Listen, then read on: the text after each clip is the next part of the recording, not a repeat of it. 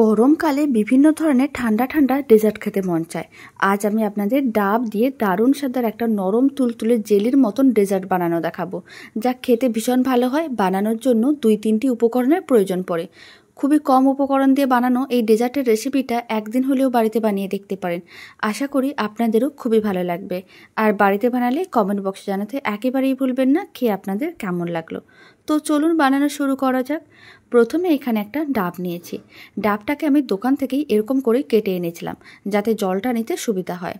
এখন আমি ডাবটার এরকম একটা ছুরি নিয়েছি, আর ছুরির সাহায্যে ডাবের ওপরের অংশটাকে কেটে তুলে নিতে হবে, মানে একটু ফাঁকা করে নিতে হবে যাতে জলটা বাইরে বেরিয়ে আসে। ঠিক এইভাবে একটু গোল করে কেটে নিচ্ছি। আর দোকান থেকে এইভাবে যদি ডাবটা কেটে আনা হয় তাহলে জলটাও বের করতে সুবিধা হয়। এবার কি করতে হবে, ডাবের জলটা একটা মিক্সিং বোলের মধ্যে নিয়ে নিতে হবে। বড় একটা মিক্সিং বোলের মধ্যে নিচ্ছি, কারণ বোঝা তো যায় না কোন ডাবে কতটা জল থাকে। তাই জলটা আমি এরকমই মিক্সিং বোলের মধ্যে নিয়ে তারপর একটা এরকমই পাত্রের মধ্যে নিয়ে ভালো করে ছেঁকে নিয়েছিলাম, যাতে কোনো রকমের ময়লা না থাকে। এখন ডাবের জলের মধ্যে দিয়ে দিলাম 3 চামচের মতন চিনি, আর আমি দিয়ে দিচ্ছি 1/2 চামচের মতন agar agar powder. Agar agar পাউডারটা আপনারা যে কোনো ধরনের সুপার মার্কেটে পেয়ে যাবেন, আর না হলে অনলাইনেও পেয়ে যাবেন। খুব ভালো করে চিনি ও আগার আগার পাউডারটা মিশিয়ে নিতে হবে। এখন মিশ্রণটাকে এক সাইডে রেখে দিলাম যাতে চিনিগুলো মেল্ট হয়ে যায়। আর এদিকে আমি ডাবটাকে হাফ করে কেটে নিয়েছিলাম। ডাবের ভেতরে শাঁস ছিল, মানে সাদা রঙের যে শাঁসটা হয় সেটা ছিল। সেটাকে একটা চামচের সাহায্যে ঠিক এইভাবেই তুলে নিতে হবে। তারপরে ডাবের শাঁসটাকে একটা চপিং বোর্ডের উপরে নিয়ে নিতে হবে। ছুরির সাহায্যে এইভাবে একটু কেটে নিলাম, যাতে টুকরো করতে সুবিধা হয়। তারপর সমস্ত টুকরোগুলোকে এইভাবে নিয়ে একটু স্লাইস করে কেটে নিতে হবে। যতটা সম্ভব পাতলা করেই কাটতে হবে, এতে দেখতে বেশ ভালো লাগবে। আর বাকি ডাবের যে সাইডের অংশটা ছিল সেটারও শাঁসটা তুলে নেব, আর এরকমই সরু পাতলা করে কেটে নিতে হবে। সমস্ত ডাবের শাঁসটাকে এরকমই সরু করে কেটে নিয়েছিলাম। এবার এক সাইডে রেখে দিচ্ছি। এবার ডাবের যে জলের মিশ্রণটা রেডি করে নিয়েছিলাম, ফ্লেমটা মিডিয়াম টু হাইতে রেখে গ্যাসের ওভেনের উপরে বসিয়ে দিলাম। এবার খুব ভালো করে জলটাকে একবার ফুটিয়ে নিতে হবে। খুব বেশি সময়ের প্রয়োজন পড়ে না, শুধুমাত্র একবার জলটাকে ভালো করে ফুটিয়ে নিলেই হবে। তাই ফ্লেমটাকে মিডিয়াম টু হাইতে করে দিলাম। প্রায় 1 মিনিট পরে দেখাচ্ছি। আপনারা দেখুন জলটা ভালো করে গরম হয়ে গেছে। এইভাবেই জলটাকে ভালো করে একবার গরম করে ফুটিয়ে নিতে হবে, তাহলে আগার আগার পাউডারটা খুব ভালো করে মিশে যাবে। তখনই পুডিংটা খুব সুন্দরভাবে রেডি হবে। খুব ভালো করে জলটাকে ফুটিয়ে নিয়েছিলাম, ফ্লেমটাকে অফ করে দিচ্ছি। এবার এই জলের মিশ্রণটাকে এক সাইডে রেখে দিতে হবে। আর এরকম একটা ছোট্ট বাটি নিয়েছি, আপনারা চাইলে যে কোনো ধরনের বাটি বা পাত্র নিতে পারেন। এখন ডাবের যে শাঁসটাকে পাতলা করে কেটে রেখেছিলাম সেটাকে প্রথমে দিয়ে দিলাম, আর আমি ডাবের জলটাকেও দিয়ে দিচ্ছি। তারপরে ডাবের জলের সঙ্গে শাঁসটাকে এইভাবে খুব ভালো করে একটু মিশিয়ে নিতে হবে। আর 10 মিনিট রেখে তারপরে 1 ঘন্টা ফ্রিজে রেখে ঠান্ডা করে নিতে হবে। আর নর্মাল ফ্রিজে রেখেই ঠান্ডা করতে হবে। 1 ঘন্টা আমি ফ্রিজে রেখে ঠান্ডা করে নিয়েছিলাম। দারুণ স্বাদের ডেজার্টটা একেবারেই রেডি। এইভাবে একবার নরম তুলতুলে জেলির মতন ডাবের পুডিং বাড়িতে বানিয়ে দেখতে পারেন, যা খেতে ভীষণ ভালো হয় আর দেখতেও বেশ ভালো হয়। তারপর একটা ছুরি নিতে হবে, আর এইভাবে সাইডগুলোকে একটু আলাদা করে নিতে হবে, যাতে পুডিংটা খুব সহজে বাটির থেকে ডিমোল্ড হয়ে যায়। তারপর একটা প্লেটে নিতে হবে। প্লেটের নিয়ে এইভাবে একটু উল্টে নিতে হবে, আর হাতে এইভাবে একটু ট্যাপ করে নিতে হবে। আপনারা দেখুন ডাবের পুডিংটা কত সুন্দরভাবে রেডি হয়েছে। পরিবারের সবার মন জয় করতে হোক বা গরমে তৃপ্তি পেতে, দুধের এই ডেজার্টের রেসিপিটা বাড়িতে বানিয়ে দেখতে পারেন।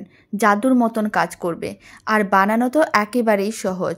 আশা করি ডেজার্টের রেসিপিটা আপনাদের খুবই ভালো লাগবে। আর শেষ পর্যন্ত দেখার জন্য আপনাদের কাছে অনুরোধ রইল। দুধের ডেজার্টটি বানানোর জন্য প্রথমে একটা মিক্সিং বোল নিয়েছিলাম, তার মধ্যে দিয়ে দিচ্ছি মেজারিং কাপের 2 কাপ দুধ। এখানে 400 ml এর মতন দুধ আছে। আর আমি দিয়ে দিচ্ছি 100 গ্রাম চিনি। এবার আমি এর মধ্যে দিচ্ছি 50 গ্রাম গুঁড়ো দুধ।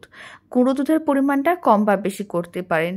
এবার এর মধ্যে আমি দিচ্ছি 1 চামচের মতন agar agar powder. Agar agar পাউডারটা আপনারা কিন্তু যে কোনো সুপার মার্কেট না হলে মুদিখানার দোকানেও পেয়ে যাবেন, আর না হলে অনলাইন থেকেও কিনে নিতে পারেন। সমস্ত কিছু একসঙ্গে খুব ভালো করে মিশিয়ে নিতে হবে। সমস্ত কিছু যখন খুব ভালো করে মেশানো হয়ে যাবে, মিশ্রণটাকে এক সাইডে রেখে দিতে হবে। আর এদিকে আমি আর একটা মিক্সিং বোল নিয়েছি, তার মধ্যে দিয়ে দিলাম মেজারিং কাপের 1 কাপ জল। আর আমি দিয়ে দিচ্ছি 3 চামচের মতন চিনি। মিষ্টিটা খুব বেশি দিচ্ছি না, 3 চামচের মতনই দিলাম।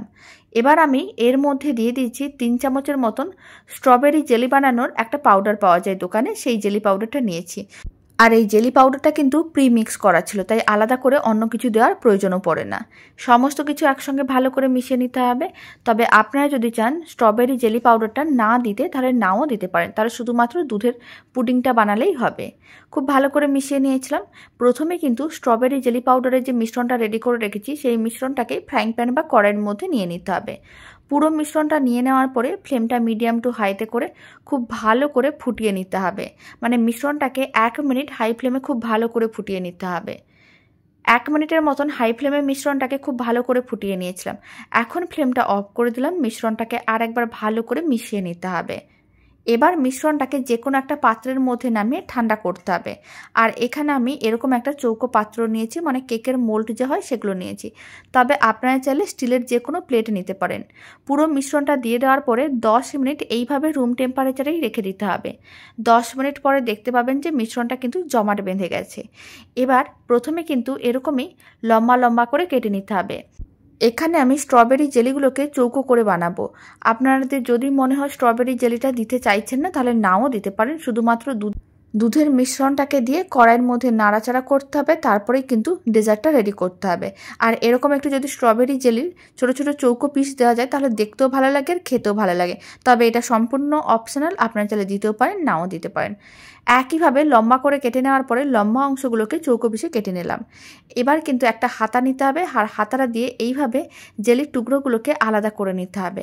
আপনারা দেখুন স্ট্রবেরি জেলির টুকরোগুলো কত সুন্দরভাবে আলাদা হয়ে গেছে। এবার আমি এইগুলোকে পুডিং বানাবো। তার জন্য একটা পুডিংয়ের মোল্ড নিয়েছি।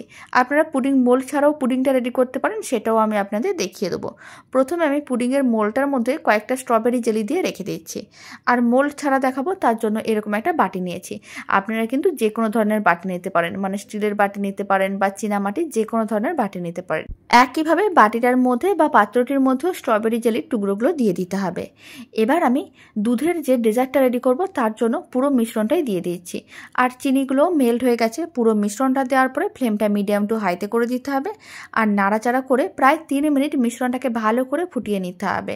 তাহলে কি হবে, গুঁড়ো দুধটা যে আছে সেই মিশ্রণটা একটু ঘন হয়ে যাবে। আর ডেজার্টটা দেখতে যেমন ভালো লাগবে, খেতেও ভালো লাগবে। দোকান থেকে অনেক বেশি দাম দিয়ে ডেজার্ট না কিনে এরকমই বাড়িতেও খুব সহজে বানিয়ে দেখতে পারেন। মাত্র কয়েকটি উপকরণ দিয়ে বানানো যায়, খেতেও ভীষণ ভালো হয়। এরকমই ফ্লেমটা মিডিয়াম টু হাইতে রেখে মিশ্রণটাকে খুব ভালো করে ফুটিয়ে নিতে হবে, যাতে মিশ্রণটা একটু ঘন হয়ে যায়। প্রায় 3 মিনিট মিশ্রণটাকে খুব ভালো করে ফুটিয়ে নিয়েছিলাম। আপনারা দেখুন মিশ্রণের কালারটাও কিন্তু একটু চেঞ্জ হয়ে গেছে। এবার ফ্লেমটা অফ করে দিতে হবে আর মিশ্রণটাকে আর একবার ভালো করে নাড়াচাড়া করে নিতে হবে। তারপরে গরম অবস্থায় মিশ্রণটাকে এরকমই পুডিংয়ের যে মোল্ডটা রেডি করে রেখেছিলাম সেই মোল্ডের মধ্যে দিয়ে দিতে হবে। মানে মোল্ড ভর্তি করেই মিশ্রণটা দিতে হবে। আর খুব কম সময়ের মধ্যে রেডি হয়ে যায়। আর ডেজার্টটা খেতেও ভীষণ ভালো হয়। বাড়িতে আপনারা বানিয়ে দেখতে পারেন, রেস্টুরেন্ট বা দোকানের থেকে অনেক বেশি ভালো হয়। এবার আমি অল্প কয়েকটা স্ট্রবেরি জেলি যে টুকরোগুলো আছে সেগুলো দিয়ে দিচ্ছি, এতে দেখতে বেশ ভালো লাগবে। আর যে বাটিটার মধ্যে কিছুটা পরিমাণ মিশ্রণ দিয়ে দিচ্ছি। এইভাবে আপনারা ছোট ছোট করেও পুডিং রেডি করতে পারেন, আর না হলে একসঙ্গে একটা বড় করেও পুডিং রেডি করতে পারেন। এবার 1 ঘন্টা ফ্রিজে রেখে দিচ্ছি। এখন আমি আপনাদের 1 ঘন্টা পরে দেখাচ্ছি, কারণ পুডিং একটু ঠান্ডা ঠান্ডা হলে খেতে অনেক বেশি ভালো লাগে। 1 ঘন্টা পরে আপনারা দেখুন পুডিংটা কত সুন্দরভাবে সেট হয়ে গেছে। এবার পুডিংটাকে এইভাবে একটু হাত দিয়েও টেনে নিতে পারেন, আর না হলে একটা ছুরি বা হাতা নিতে হবে। হাতাটা দিয়ে চারদিক গোল করে নিতে হবে, তাহলে কিন্তু ডিমোল্ড হয়ে যাবে। এভাবে আমি হাত দিয়ে টেনে তারপর একটু ট্যাপ করে নিয়েছিলাম। আপনারা দেখুন ডেজার্টটা কত সহজেই ডিমোল্ড হয়ে গেছে। আর বাটিটাও দেখিয়ে দিচ্ছি। তার জন্য একটা ছুরি বা হাতা নিতে হবে আর এরকমই গোল করে ঘুরিয়ে নিতে হবে, তাহলেই খুব সহজেই ডিমোল্ড হয়ে যাবে। আর এই ডেজার্টটা খেতে এতটাই ভালো হয়, ছোট থেকে বড় যে কেউ খুবই পছন্দ করবে। এখন আমি কেটেও দেখিয়ে দিচ্ছি দেখতে কতটা সুন্দর হয়েছে। বাড়িতে বানালে কমেন্ট বক্সে জানাতে একেবারেই ভুলবেন না খেয়ে আপনাদের কেমন লাগলো। আর এই ডেজার্টের রেসিপিটা ভালো লেগে থাকলে আপনারা যদি ফেসবুক থেকে রেসিপিটা দেখছেন পেজটিকে ফলো করে নেওয়ার অনুরোধ রইল। ইউটিউব থেকে দেখলে চ্যানেলটি সাবস্ক্রাইব করে নেওয়ার অনুরোধ রইল। পাশে থাকা বেল আইকনটি প্রেস করে নেবেন নতুন রেসিপির আপডেট সবার আগে পাওয়ার জন্য। আর এই দারুণ স্বাদের নরম তুলতুলে ডেজার্টটি বানানোর জন্য খুব বেশি উপকরণ বা সময়ের প্রয়োজন পড়বে না, যে কেউ খুব সহজেই বানিয়ে নিতে পারবেন। এখন আমি বাটির যে ডেজার্টটা রেডি করে রেখেছিলাম সেই ডেজার্টটাকেও কেটে দেখিয়ে দিচ্ছি। খুব সুন্দরভাবে রেডি হয়েছে, দেখেও বোঝা যাচ্ছে। আপনারাও বাড়িতে বানিয়ে দেখতে পারেন, আপনাদের ডেজার্টটাও ঠিক একই রকমই সুন্দরভাবেই রেডি হবে। তো চলুন ভিডিওটা আমি এখানে শেষ করছি। আপনারা সবাই ভালো থাকবেন, সুস্থ থাকবেন। আপনাদের সঙ্গে আবার নতুন রেসিপি নিয়ে দেখা হচ্ছে।